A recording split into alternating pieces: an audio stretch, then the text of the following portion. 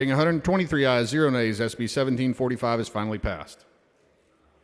Chair lays out on third reading SB 412. The clerk will read the bill. SB number 412 by Middleton, relating to affirmative defenses to prosecution for certain offenses involving materials or conduct that is obscene or otherwise harmful to children. The chair recognizes Mr. Patterson to explain the bill. Thank you, Mr. Speaker. This is the bill that removes affirmative defenses to prosecution for sharing harmful materials with children and for sexual performances of a child. With that, I'd be happy to take any questions. Ms. Flores, for what purpose? Will the gentleman yield for questions? I do. The gentleman yields for questions. Thank you for accepting questions on third reading. I appreciate that. Absolutely.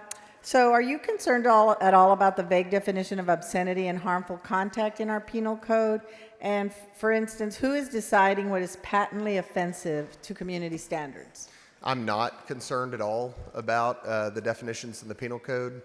Those are community standards, and that would be a law enforcement decision. Okay. And what about, does this bill seek to limit sex education in schools? No. Nope. Okay, so I guess so they'll be able to continue. Yeah, I don't think anyone would view any of the TEKS or anything that is in the curriculum of a public school about anatomy and physiology or biology or any actual scientific classes about any of that stuff. I don't think that that is an issue at all. I think what we're talking about here is, a perversion and extreme content that's got to meet all three of these criteria laid out in this bill. It's got to be pretty extreme, and unfortunately, we have seen some extreme examples in our public schools, and I do believe that it would affect some of those. Okay. Well, so would there be an exemption for certain educational materials? You just explained which ones wouldn't be, but No, there is no exemption for educational purposes to share harmful materials with minors. but in sex education classes? I don't believe that that would be harmful materials as defined under the law. Okay. Thank you so much. Yes, ma'am. Ms. Gonzalez, for what purpose? Does the gentleman yield? The gentleman yield for questions. I do. The gentleman yields. So I see that you removed certain affirmative defenses, right? And you left a couple of exceptions that are, I guess, defenses still. Law enforcement and judicial would remain, and unfortunately, I wish that we could remove all of them, but unfortunately, there are circumstances where something's happened to a child and a law enforcement officer or judicial person would have to share materials with the child to get their testimony. But if in the statute, it originally, or as it is right now, it says that these are bona fide, right, uses whether it's used in a medical situation or in an educational situation. So these are folks who are using, right, certain visual aids or what have you in a professional manner as part of their job. And so why remove them and put them in a situation that makes them potentially open to liability? I just don't believe that there is any bona fide reason at all. I think that the original law in the 70s was very poorly written, and I don't believe that there is any bona fide reason to share harmful materials with a child unless it's for a judicial or law enforcement purpose. So is that subjective? What somebody would think is harmful? I'm sorry, can you say that again? Is that subjective? Oh, I don't believe so. So, okay, so what, so because it says community, right, community standards, I believe is, people have different, some people find things offensive and some people don't. So, to me, that's subjective, right? What's offensive to one person may not be offensive to the other. Yeah, correct? we have an entire chapter in the penal code about obscenity, and so, I don't believe that it's subjective. There are definitions in the penal code. I chose not to read all of the definitions yesterday because I don't think that it's appropriate in the setting necessarily, but there are very specific definitions in the penal code. And I will also mention that this test of what is considered obscene content, there's existing Supreme Court precedent from 1957, from 1973, and from 1985 that addresses this. And so this is, for anyone that's an attorney or anyone wanting to prosecute these cases, there's a lot of precedent on the books to manage this situation. And so, included with, the what's eliminated or what you're taking out of the statute is you're taking away the doctors', psychiatrists, and psychologists' ability to operate and treat their patients. Yes. within a certain standard of care. Do you have a medical background to be able to determine that? No, I think that when this law was written in the 1970s, it was based on a pro-pedophile study that says that babies are sexual beings from the time they're born.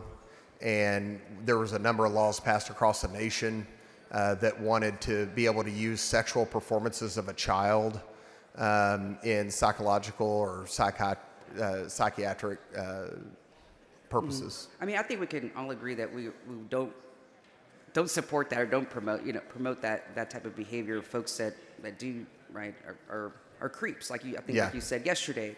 My concern is just, when it's folks who are medical professionals, right? Let's say they're treating a patient. Let's say they're going through puberty, right? Mm-hmm. And they're asking questions because maybe they can't ask their parents, right? And it could require, right, maybe some kind of visual aid of some sort. That, I remember whenever I was in school and we took sex ed, right? I mean, there were some visuals there. I mean, it wasn't like a real actual human, but we did study the anatomy of a man and a woman, right? And so with that, I mean, so my concern is that what if someone feels like that's harmful material? Sorry, go ahead. No, I'm sorry. I didn't mean to cut you off. I understand your concern. I hear your concern. I just don't believe that anything that is truly based on anatomy and physiology or biology would be deemed harmful materials under the law. I mean, it's got to be patently offensive to the prevailing standards in the adult community, not in the child community, in the adult community. It's got to be without redeeming social value, and it's got to be, and it has to appeal to the prurient interest of a minor in sex, nudity, or excretion. So, I mean, it's got to fit all three prongs of this test to meet that. And I just don't believe in any scenario that a medical doctor would need to provide a child with material that would meet all three of these criteria that are all tested through the Supreme Court. I don't believe that a chart showing what happens to your body as you mature would fit into this definition at all. And I'd be happy for that to be put in the journal for legislative intent. Okay. I mean, and I agree that if material meets those three prongs that you just mentioned, it should not be, right? It should not be shown to kids or what have you. But shouldn't a person, whether it's an educator, a medical professional, have the opportunity to, right, to have that affirmative defense to prove that whatever material, right, that somebody is claiming that is harmful does not meet those three prongs, right? That's the whole purpose of having an affirmative defense, is so somebody can prove if somebody's alleging some kind of behavior. Yeah, I mean, I disagree, because I think that that they are already covered. The medical community is already covered, because, I mean, let's just talk about prurient interest. I mean, just one of the three prongs. Prurient interest is a shameful or morbid interest in nudity, sex, or excretion. A shameful or morbid interest. I don't believe that any anatomy and physiology or biology or chemistry or anything else that's going on in the scientific or medical community that would need to be shared with a child to treat that child would be shameful or morbid interest in these things. And that's just one of the three prongs. Again, it's got to meet all three, and that's just one of the three. So, I mean, why not allow somebody, again, right, to be able to, because you have to show, when you I guess, in response, you said you have an affirmative defense available to you. I mean, you still have to prove, you have to prove that, right? It's not just, if somebody just gets off scot-free, right, versus keeping them in let's say, in a civil lawsuit or what have you, or a criminal, situation. It allows somebody to, right, to get out of it if they're truly not, liable, under a certain part of the code that somebody's alleging that they are. Yeah, I just don't believe that doctors are going to be prosecuted for talking to kids about puberty. Okay. And you mentioned earlier that there were some situations in Texas. Can you give me some examples of those, of why this change is necessary, and why we need to make these changes here in Texas? Well, I think we need to make this change to protect our kids. I think that this is a law that never should have been on the books. I think it's embarrassing that it's been on the books for 50 years for all of us.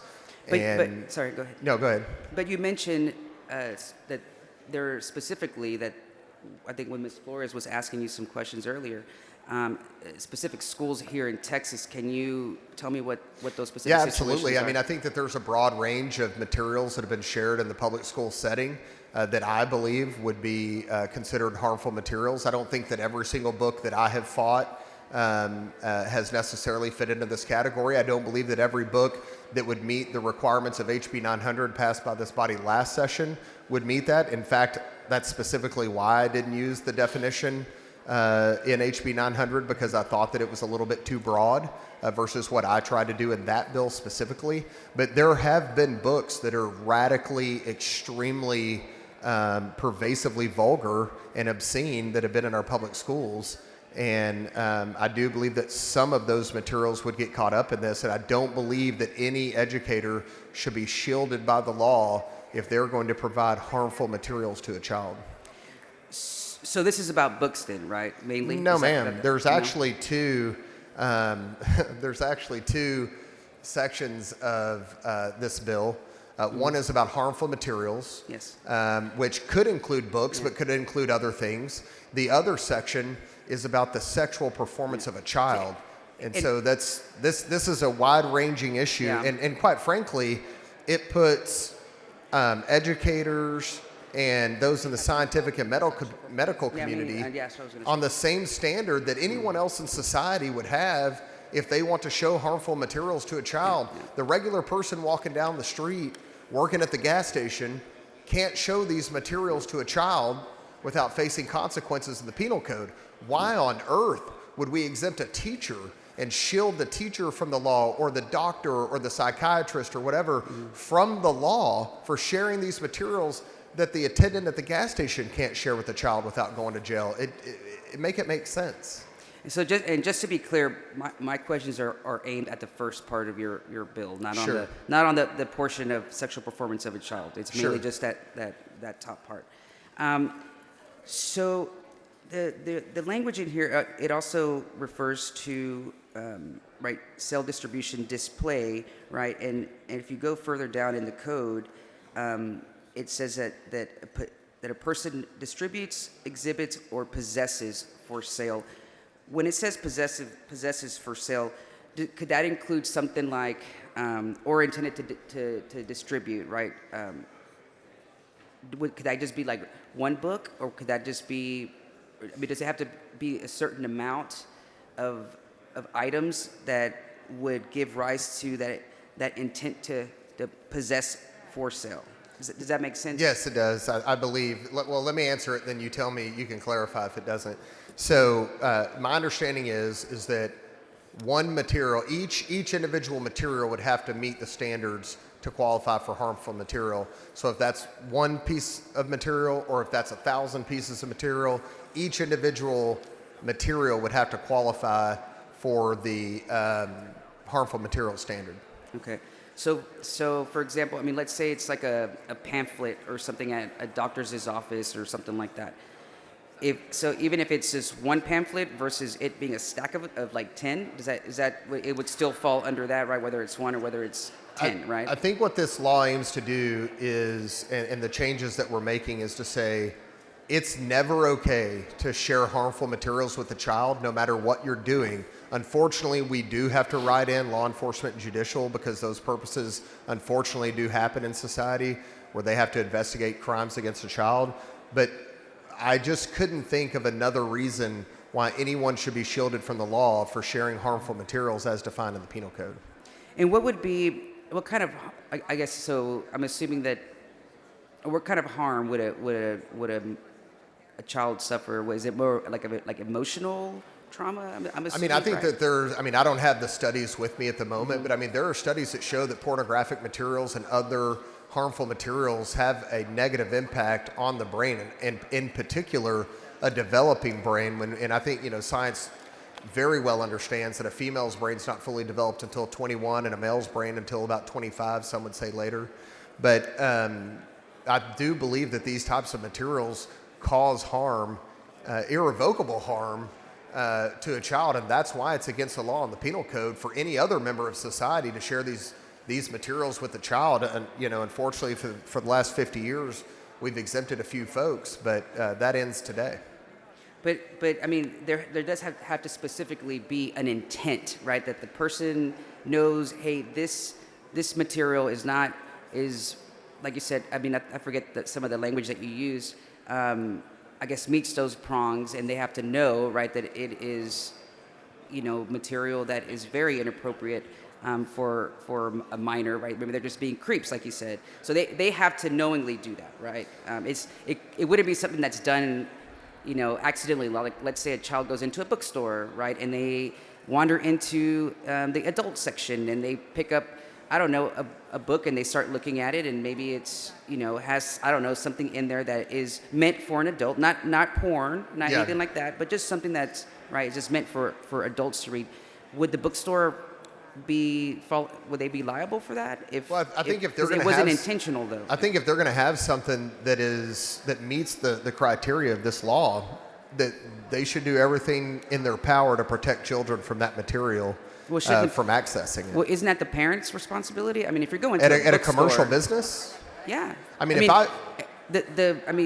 time I've gone to a bookstore, I mean, all the areas are labeled, right? Children, adult, young adult, and so if a child is, hey, parent tells her child, hey, you can only be over here in the kids section, and the child wanders off, and mom looks, somewhere another part of the store, if the parent doesn't want their child, wandering off, well, then keep an eye on your child. It's not the responsibility of the bookstore to babysit parents should keep an eye on their kids. children in public places. That's for sure. I mean, we've got a human trafficking issue in the state as well, so certainly sign on for that. But what I will tell you is that it's not just the adult section, and I think we all know that. I think that we all know that these things have made their way into the kids section, and more importantly, these things have made their way into the public school system, where the parent's not allowed to be present, where children are taken into the school library without their parents being present and could potentially have access to harmful materials, and that's got to stop. Yeah. I mean, look, I think it's different if someone is, an adult is showing a kid, I don't know, books or, whatever, right? Any kind of visual that is very inappropriate. That's one thing, right? I mean, we can all agree with that that is not appropriate. But when it's not with the intention to do that, I just don't think that I think that responsibility falls on the parent to watch your child, make sure that your kid's not checking out inappropriate books, That assumes that every parent knows that's the about parent's every job. child. It's not the government's job to raise somebody's kid. Well, right? I mean, these are government-funded books at a government-funded school where the parents are not allowed to have access, and parents are busy working a job and raising their family. They can't possibly know every book that's in the library. I went down that road in Frisco ISD where they tried to put it on me as a parent to have to fully understand every single library book that was in the library, and then challenge the ones that I felt were inappropriate, when in fact the standard should have been on the school district to say, no, we're not going to allow harmful materials into our libraries and onto the bookshelves first. Parents, you should be able to trust that this harmful material is not there in the first place. I mean, again, I feel like that when somebody says harmful, right? I mean, to me that's subjective, right? And to a certain degree. Supreme Court precedent. I'm saying, but to a certain degree, right? Yeah. I mean, and remembering some previous discussions from last session as well, right? I mean, that varies from across the board. I think the acceptable standards will vary from parent to parent, so I do agree with that. But in terms of the law, this is existing law that's been on the books for a very long time, and it is existing Supreme Court precedent, some of which has been there for 70 years. Well, but at the end of the day, it's like we know what kinds of books that people are really targeting when it comes to this. But one last question for you. Yes. Why I saw here too that you also removed, and I guess this is in the let me see. Hold on, it's in a second. Why remove the governmental part of it? Again, we got specific on judicial or law enforcement, and I didn't believe that there was really any other reason why any other adult should have to show harmful materials to a minor or participate in some kind of sexual performance of a child. Thank you. Mr. Speaker, Ms. Weiner, for what purpose? will the gentleman yield for some Does questions? the gentleman yield for questions? I do. Gentleman yields for questions. Thank you so much, Representative Patterson. We've got to quit meeting like this. So I wanted to dig in a little bit more to these underlying definitions around harmful material. The gentleman's time has expired. Mr. Speaker, Ms. Weiner, for what purpose? I move to extend the gentleman's time. Is there objection? Chair is none. Time's extended. So Representative Patterson, I wanted to dig into this definition of harmful material. And as Representative Gonzalez said, she's not concerned with the sexual performance by a child, language you're changing. I'm not either. But I think we do have some concerns around the harmful material to minor changes. So under current law, harmful material means material whose dominant theme taken as a whole appeals to the prurient interest of a minor in sex, nudity, or excretion. B, is patently offensive to prevailing standards in the adult community as a whole, with respect to what is suitable for minors. And C, is utterly redeeming without social value for minors. Is that correct? That's correct. And is it your understanding that this language mirrors longstanding Supreme Court precedent? That is correct. Okay. And is it your understanding, Representative Patterson, that for material to be considered harmful under the statute, all three subsections, A, B, and C, prurient interest, patently offensive, and without social value, have to be satisfied? That is my understanding. Okay. And in terms of C, utterly without redeeming social value for minors, is it your understanding that that requires the particular material, whether it's a book, piece of art, et cetera, to be looked at in its entirety? That's correct. Okay, thank you. I don't necessarily want to push you on exactly what you think meets that standard or doesn't with books, but I do want to ask about one particular book. And that's the book The Bluest Eye by Toni Morrison. Have you heard of that book? I'm familiar. Yeah. Have you read it by any chance? I've read excerpts. You've read excerpts? Unfortunately. Are you aware that the book is about 226 pages long? I'll believe you. It's probably why I didn't read it. There are great audiobooks now, Representative Patterson. I'd recommend it. Are you aware that there are references to sexual activity on only 5 pages of the book total? I'm not aware of the number, but I'll take your word for it. Okay. So is it your belief that a book that is 226 pages long with fewer than 5 pages that have any reference to sexual activity, and let's presuppose, I'm not going to ask you to go to bat for Toni Morrison, but presupposing the rest of the book does have valuable content, is it your understanding that a book such as that would qualify as harmful material under the statute right now? I mean, if you're asking for my opinion, which I believe is what you asked, is that I think it's a vile piece of work, and I don't believe that it belongs in our public schools. If you want to put it somewhere publicly where parents can access it, that's fine, but I don't believe that it belongs in our public schools. So that is not my question right now. My question is, do you think that me as a parent, because this book does not exclude this bill, these affirmative defenses don't exclude parents. Do you think if I as a parent handed The Bluest Eye, or a book matching the description I've seen, because I know you haven't read Bluest Eye, do you think if a parent takes that book and gives it to their kid, they're violating this statute and could be prosecuted? If you could read excerpts from the book, I think it would help me better understand what we're dealing with here. Well, I think the issue we're dealing with is if you have this test, as we've laid out, as we discussed, includes material that is utterly without redeeming social value for minors. And so what I'm positing, if you have a book with 220 pages that have redeeming social value, and there are 5 pages with something that arguably on its own might qualify, my understanding is that would not pass this test. Do you agree? Well, I don't think that that's the way that this would work in practicality. I think in practicality, someone would actually review the materials and determine whether or not it fit. I mean, you're asking me about a book that I read a couple of excerpts on 3 years ago and fought locally, and quite frankly, I can't even remember the excerpts by now.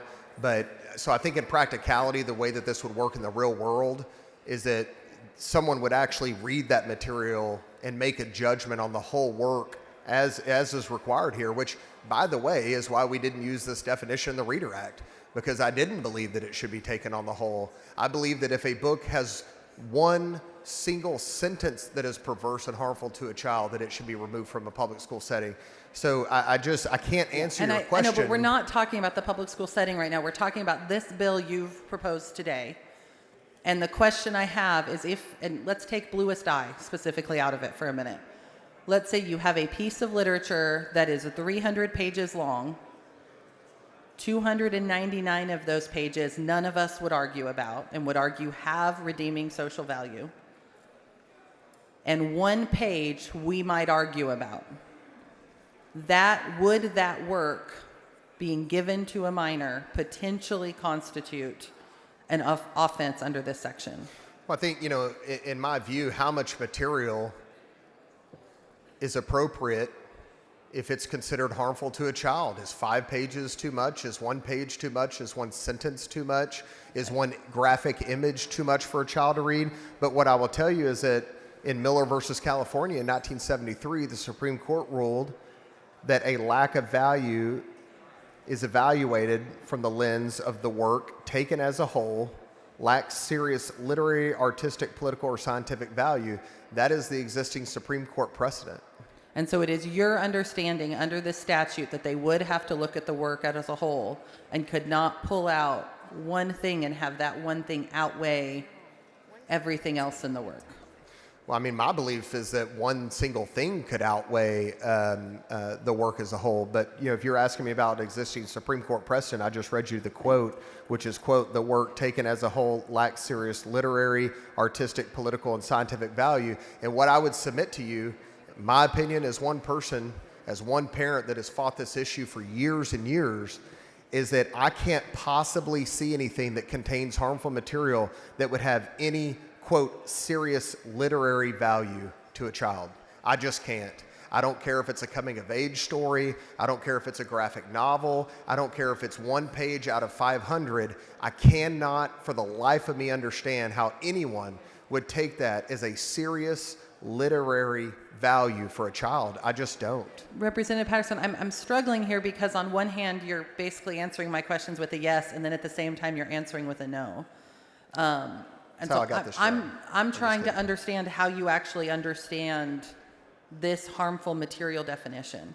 Well, because on one hand, you're saying, yes, you believe it's controlled by the Supreme Court decision, which says that 200 pages of material with social value can outbalance 5 pages that are maybe more challenging. But then you're verbally saying you don't think that could work that way. Well, I don't sit on the so Supreme which is it? Court. Are we following the Supreme Court or not? Well, the laws of this state, the laws of the United States follow the Supreme Court until they're challenged and overturned. I sure wish they always did. Representative Patterson, the reason I asked about Bluest Eye specifically isn't just because it's been a lightning rod in a lot of conversations and isn't just because Toni Morrison is such a decorated author who has a Pulitzer Prize, a Nobel Prize, a Presidential Medal of Freedom. Goodness knows how many times she's been part of Oprah's book club. It's also because her book, Bluest Eye, was part of a criminal complaint filed in Hood County against a school librarian. Mm-hmm. Were you aware of that? I wasn't, but I can't say that I disagree. If I could have I should have probably filed a criminal complaint when I found genderqueer in public libraries, not only in my district, but across the state, that had graphic images of 2 boys going down on each other. That should have been never allowed on the shelves in a public school with children to have access to it, just like many of these books should have never been allowed to be in a public school with children to have access to them. Your book is not, this bill is not about library standards, correct? You're making it about library standards. No, I'm not. I'm asking about You're asking me about criminal books. standards. Members, please refrain from talking over one another so everybody can hear your debate. Representative Patterson, I'm hoping we can stay on this bill and not your HB 900 from last session. You're not asking me anything about else. books. No, and I'm not asking about school library standards. I am asking about prosecutable offenses that potentially put people in prison. Let me be very clear. If you provide that material to a child, you should be prosecuted to the fullest extent of the law. We will start protecting children from this material in Texas starting today and the day that Governor Abbott signs this bill into law. Representative Patterson, does this section of code contain an affirmative defense for parents? No. Do you believe parents should be prosecuted for handing pieces of literature to their children that they believe are appropriate for them? If any person shows harmful materials as defined under this law to a child, they should be prosecuted. If a parent wants to abuse their child, they should be prosecuted. If a priest wants to abuse their child, they should be prosecuted. If a teacher or a school bus driver or the guy at the filling station, they should be prosecuted. Gentleman's time has expired. Anyone wishing to speak on for Mr. Toth for what purpose? Will the gentleman yield for questions?